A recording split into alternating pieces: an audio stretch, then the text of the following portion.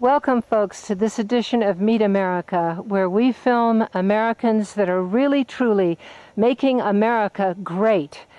And in my opinion, what makes America great is our wildlife, our beautiful places, and the people who are trying to preserve our environment and our health and our country, the integrity of our country. And so here is John Cox, someone I admire greatly, who is trying to save the wildlife of our country, and particularly the wild horses and wolves and bears.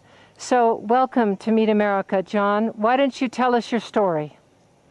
Well, there's not much of a story to tell other than we have some problems here in America, and it's called human problems. And in other words, the horses aren't the problem on our public and federal lands right now. It's the human problem that is making the decisions, the administrators that are making bogus decisions, and basically the single priority of what their ecology standards are that meet no scientific criteria. And the references are totally bogus half the time. So we have a big problem in defending the horses. This is an American quarter horse.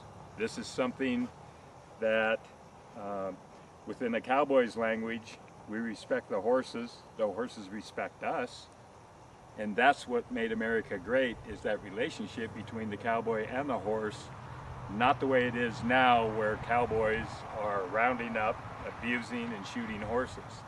That's not the reality of being a cowboy.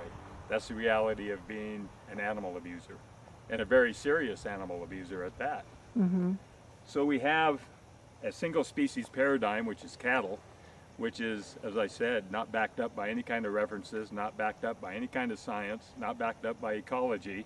And then we have the standards of ecology that says diversity is first and foremost within our public lands, our ranges, and it's backed up by good science, good people with good hearts, good researchers, and good references that actually reflect back onto the lands with proof and evidence. Right now, we find that the Bureau of Land Management, who's in charge of managing our public lands, as a lot of people out there are smirking right now because we all know better, and they're developing criteria where they can round up horses or kill off wildlife through wildlife services, yet another corrupt agency, and basically liquidating our life on this planet, and at a really drastic pace. And we have to put a stop to that. This is what horse advocates do, this is what wildlife advocates do, and this is what environmentalists do.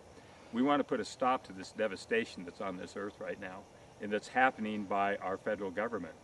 The BLM serves as just an excellent example on what they're doing with the horses.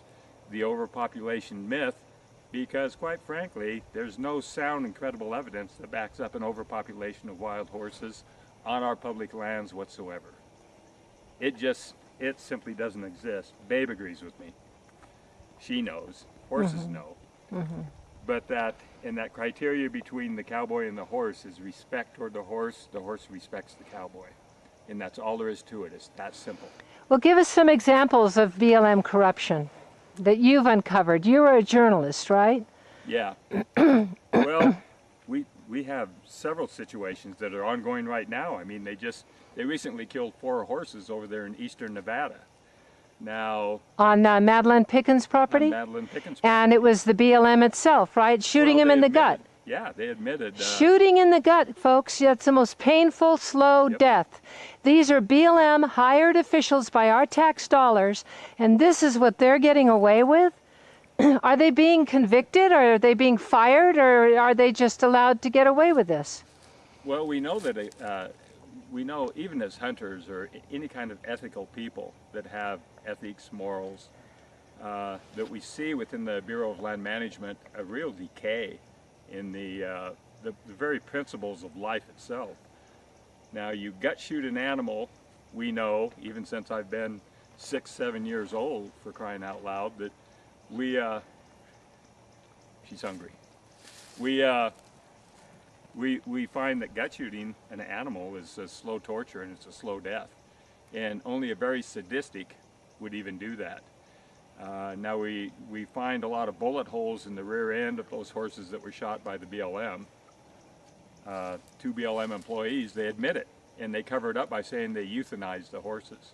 Euthanasia is an entirely different situation. Right. It doesn't involve shooting in the gut, and it doesn't involve several rounds of bullets being hit in the rear end of a horse. Yeah. It just doesn't. So are they that. getting convicted? I mean, what is happening to these employees? Well, what they'll do is they'll probably cover it up, and what I mean by cover up, they'll deny everything because they feel that, well, they don't have any responsibility toward being punished. They never have up to this point because the Justice Department has turned their mission statement around to defending government employees that do bad rather than the taxpayers and protect the taxpayers for crimes against our horses. These are our horses. We pay taxes. We pay the system in order to have a system to manage our horses. The Wild Horse and Burro Act was voted on by a majority of the legislators because they got so much feedback back in 1971 by the American public. It was the American public that got together and said, enough of this demoralizing and abusive situations in management toward wild horses. We don't have that anymore. We have conflicts of interest. We have a single priority of, well, yeah, and she's frustrated too. Okay. But anyway, let's go do a transition here. Let's start talking about why all this exists, and let's start talking about, we're talking about grazing permit holders on public lands and federal lands. We're talking about they sell less than 1% of their commercial product domestically in the United States. Then we go to the fact that there's only about 4% that actually in ranching that hold grazing permits domestically. And then we go to the amount of beef on a yearly basis that's thrown out from the grocery markets in regard to becoming beyond regulatory holding, whatever they want to call it, but they're actually throwing away the beef.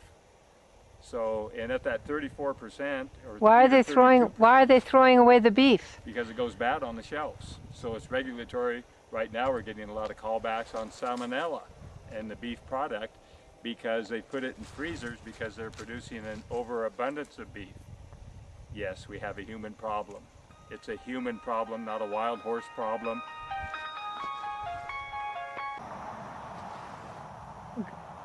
You're on. So what we have is, I kind of went quiet there for a second for the simple fact that there's a level of, all of us are getting relatively upset about a situation that is developing. And that situation is the shooting of wild horses. Whether or not they call them feral, whether or not they call them wild, feral horses, if they get on private lands, are to go back to, and considered wild, but go back to the closest HMA or back to public lands. They're protected by the Wild Horse and Burro Act. There's nothing anywhere, nothing that says anything else. And the fact is that federal judges have also agreed with us. The fact is that we have statutes, we have law precedents, we have things established in court. The BLM, once again, is the most litigated federal agency in the United States history. They've lost so many times, but because, again, the Justice Department defends BLM employees rather than the common taxpayer, which I'm not quite sure when that mission statement switched, but it did, they're not responsible to report to anybody. So they can sit there, despite the fact they lose a court case. All of a sudden we have people that can act as irresponsible and childish as they want. They can ignore us. They can be enemies with the taxpayer, the people that pays them, that gives them the money for their damn budgets, and we're pissed. It's like we're just pissed. We're just done with this whole crap. But how do we deal with it? That's the problem. You have judges that aren't dealing with it. You have Well, they're dealing with it. The judges are dealing with it. They're giving, as far as they can go, they're giving us the precedents and the statutes to go ahead and take BLM to task. But then BLM, well, Ignores it. you go to try to tell BLM that, and BLM doesn't obey the judges. So BLM is above the law.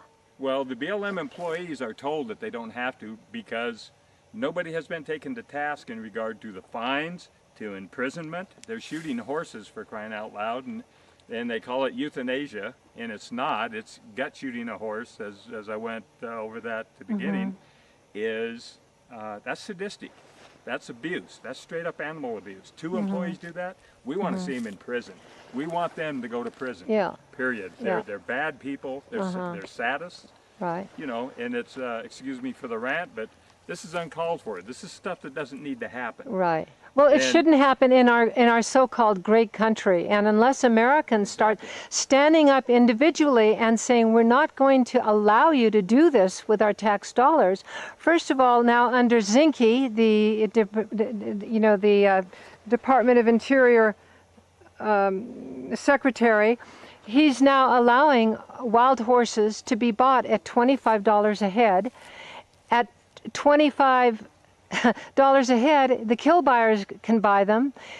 They sign some kind of release form that they're not going to send them to slaughter, but there's no teeth in it, so there's no investigation going on. So our horses on every level, our wild horses and our wildlife, is being disseminated, going extinct, and this horrible corruption, this rot that is within this agency that manages our public lands. The only thing I can see, public, when you see this, the people that care and are watching this interview, please boycott all beef on public lands. Well, don't buy from those supermarkets. Go on Google in your area and search private ranchers and ask them, where can I buy your beef? If you have to eat beef, ask that. And that way you'll put a dent in the pocketbook of these welfare ranchers. That's the only tool I see we have. No, we have different tools. We have the ability to go to our, fortunately in America, we have the ability to go to our legislators, and we have the ability to give them calls. We have the ability to fill mailbags with complaints. I mean, if a legislator is sitting there and he gets 5 mailbags full of mail of complaints within a few days, he knows or she knows they got a problem. We've been doing that for years. No. Oh, yeah. I've gotten in legislators' assistants and that kind of thing have told me they hardly get any mail. They get lots of calls. When I call, people say that they get a lot of calls. People aren't writing letters anymore because it takes 6 weeks for them to go through the process. They get mail bags and that kind of thing, and that's what I'm told. I'm saying this from a perspective of assistants in the legislators' offices and that kind of thing. One thing that they hate is a letter. They don't like letters because they have to start responding to letters.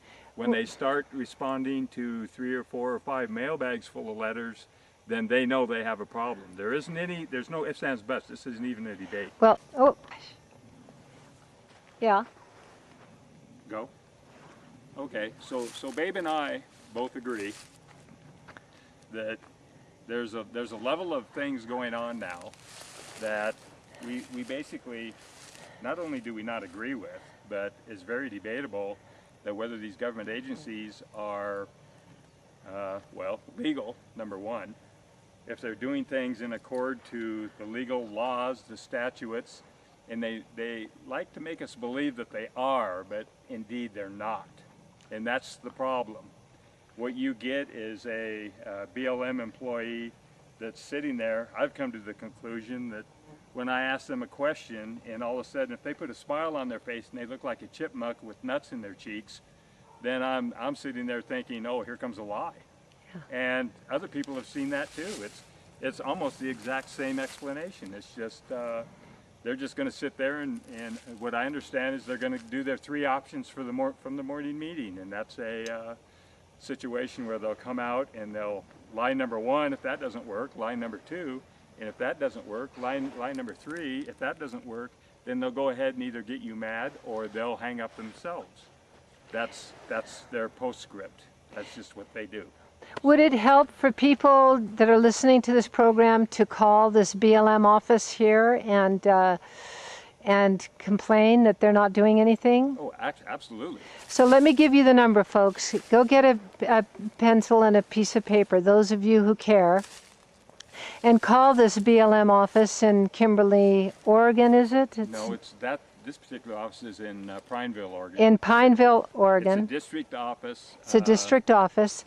And just listen and watch how they slough you off and try to tell you that these are feral horses. Well, feral horses under the Wild Free Roaming Horse and Burro Act are wild horses. And you can go and do a Google search for Wild Free Roaming Horse and Burro Act and you'll read it yourself.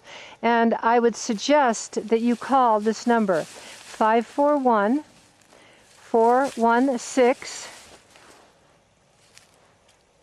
Hold on.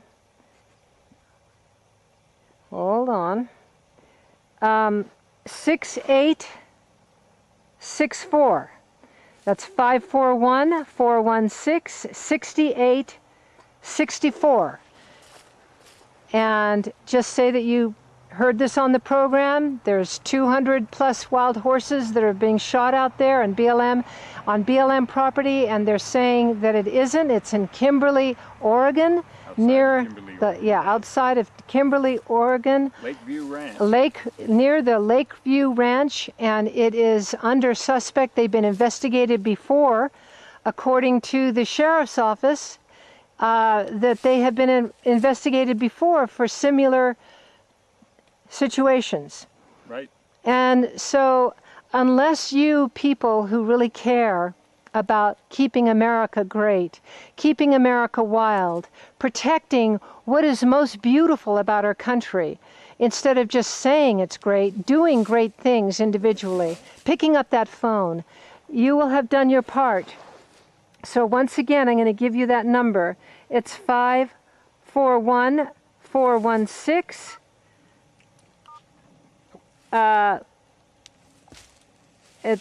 Hold on, I gotta go back here.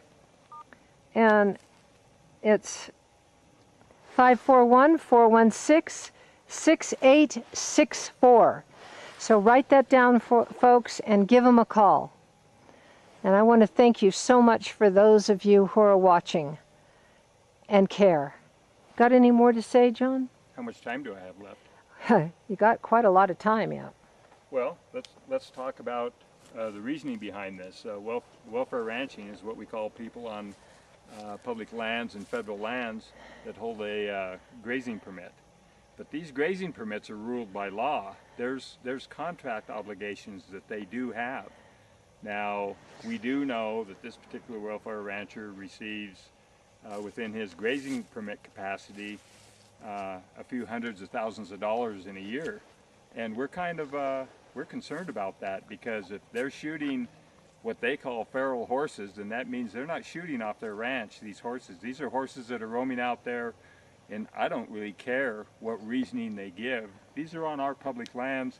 We want to see horses on our public lands, not cattle. Yeah. And the problem is we have a human problem, again, at the amount of money that they receive and actually promote devastation and destruction of our public lands. The devastation is in wildlife. For crying out loud, they hire wildlife services and they come around and they kill everything in sight, any kind of animal, any kind of small rodent, any kind of whatever, in order to protect the cattle. Well, that's not protecting the cattle, that's disrupting the wildlife system and the ecology health of that area. Within water capacity too. All of a sudden we have these out-of-state corporations out of state of Oregon that are using Oregon water to even sublease some of the land to some of their buddies out of Nevada or California or Wyoming or wherever for their cattle. And Oregonians have to go dry. And we have to, we don't have a big surplus of water here and that kind of thing. And when it's going to out-of-state cattle, well, that kind of speaks for itself. So the lack of integrity that we have within the welfare ranching system is very tremendous. And it's less than 1% of the commercial product goes to market. We have a glut here of beef. We have recalls going on now of beef.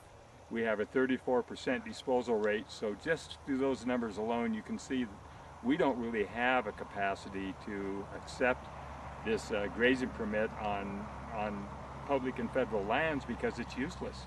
Where, you know, in feeding another country and that kind of thing, I don't mind that, but not at taxpayer expense. These welfare ranchers are going to have to run on their own instead of being subsidized in the millions of dollars on a yearly basis for making their beef, and they pocket all the money.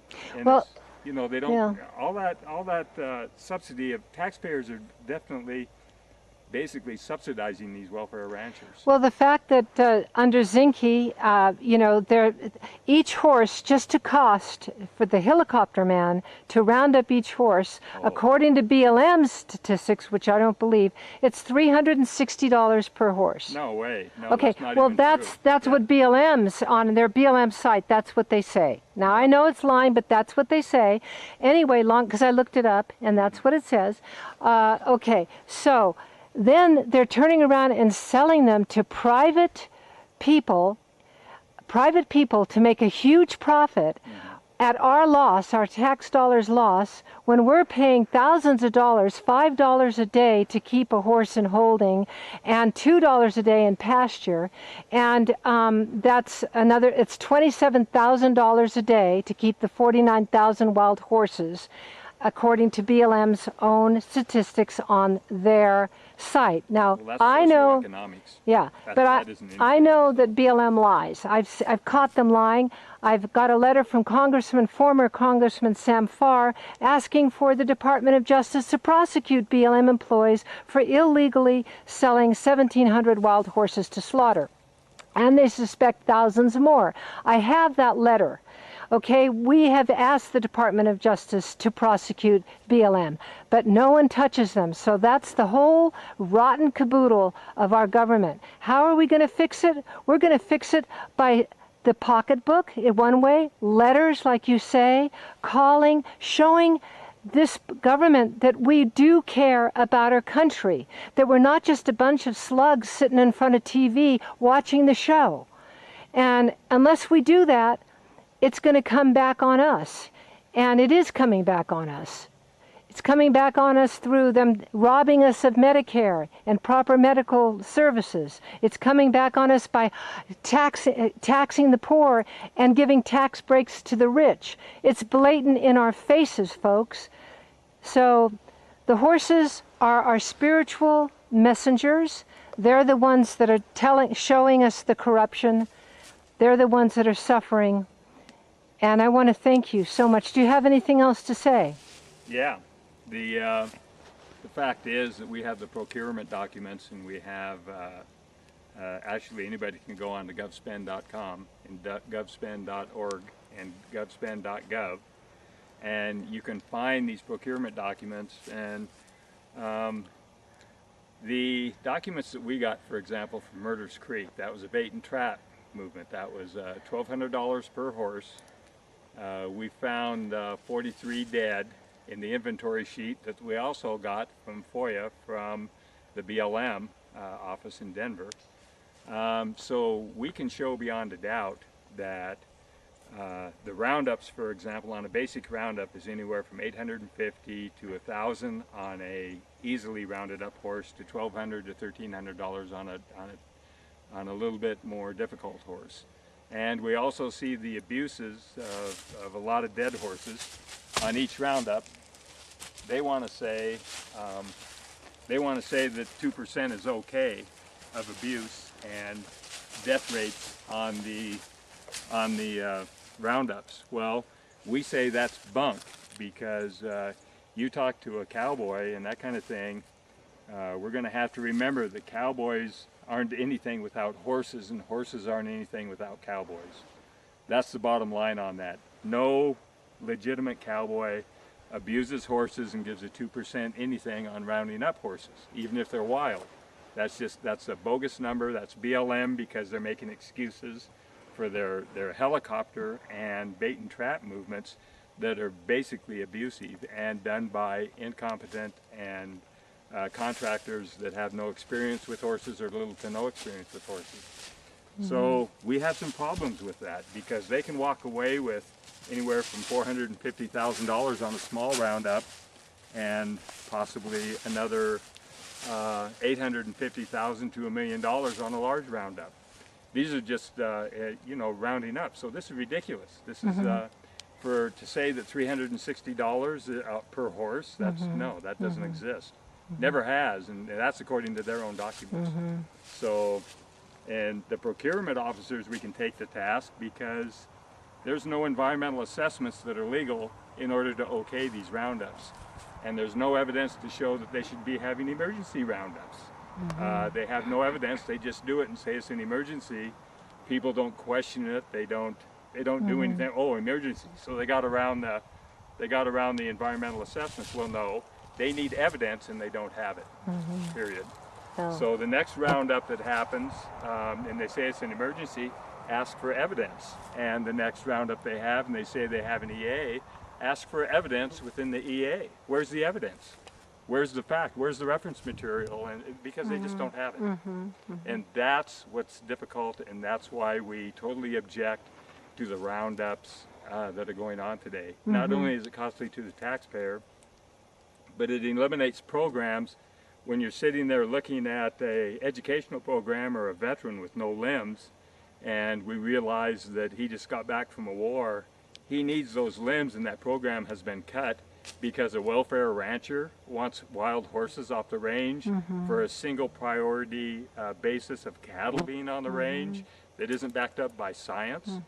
And science will back up a horse way before cattle.